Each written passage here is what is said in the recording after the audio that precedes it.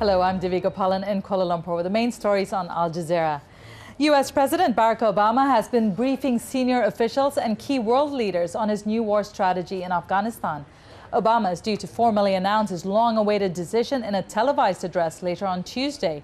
While the precise details of the plan are unclear, Obama is expected to order at least 30,000 more troops to Afghanistan.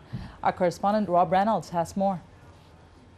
The question now is how he will present this to the American people in that speech, how he will outline the mission rather as opposed to the strategy, the ultimate goal of the U.S. effort in Afghanistan, and then following that, whether it will be clear that the American public has accepted that mission statement, as President Obama puts it.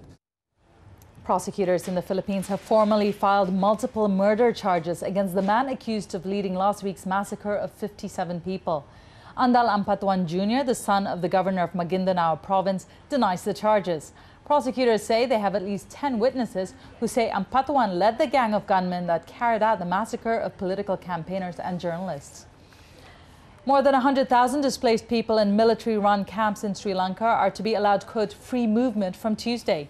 Thousands of displaced Tamil civilians have been held in the camps since the army's victory over the Tamil Tiger rebels in May. They'll now be able to leave after giving their details to authorities. The British government says 5 British sailors have been detained by Iranian forces. The crew were sailing a vessel to the international race in Dubai.